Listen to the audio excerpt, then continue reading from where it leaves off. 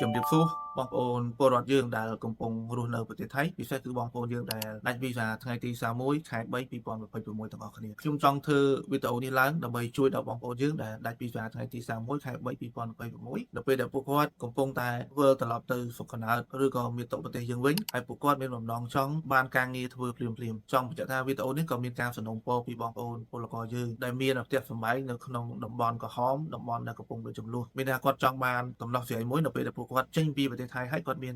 ការងារធ្វើភ្លាមៗនៅប្រទេសកម្ពុជាតែម្ដងហើយខ្ញុំក៏បានធ្វើការតំណែងទៅបងខាងមន្ត្រីក្រសួងការងារក៏គាត់ពេញចិត្តសហការហើយធ្វើយ៉ាងម៉េចជួយដល់បងប្អូនយើងអ្នកដែលមានបំណងចង់ធ្វើការនៅក្នុងប្រទេសកម្ពុជាផងដែរហើយគាត់ក៏បានធានាអាងថាគាត់នឹងជួយឲ្យអស់លទ្ធភាពនៅអ្វីដែលគាត់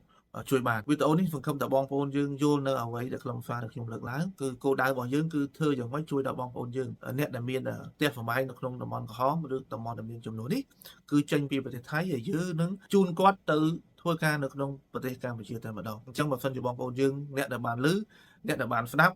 ឬក៏អ្នកដែលបានមានមិត្តភ័ក្តិសាច់ញាតិកំពុងមានបញ្ហាហ្នឹងគឺតំណែងមក page អនុព័ន្ធការងារក៏បានឬក៏ឆាតមក page ខ្ញុំក៏បានឬក៏បងប្អូនយើងអាច call ទៅ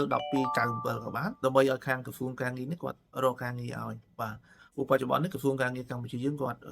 យកចិត្តទុកដាក់មែនតែនចំពោះបងប្អូនពលករយើងត្រឡប់ទៅប្រទេសកម្ពុជានេះហើយគិតមកដល់ស្មាននេះយើងដឹងហើយបងប្អូនយើងរាប់សែននាក់ប្រហែលជា7 លាននាក់គឺមានការងារធ្វើហើយក៏ក្រសួងការងារកម្ពុជានៅតែបន្តផុសជឿទៅបន្តផ្សព្វផ្សាយនៅរោងចក្រផ្សេងៗរោងចក្រដែលល្អនោះត្រូវការកម្លាំងពលកម្មទៀតអញ្ចឹងក្នុងនាមខ្ញុំជាមន្ត្រីម្នាក់ដែលកំពុងបម្រើការងារនៅ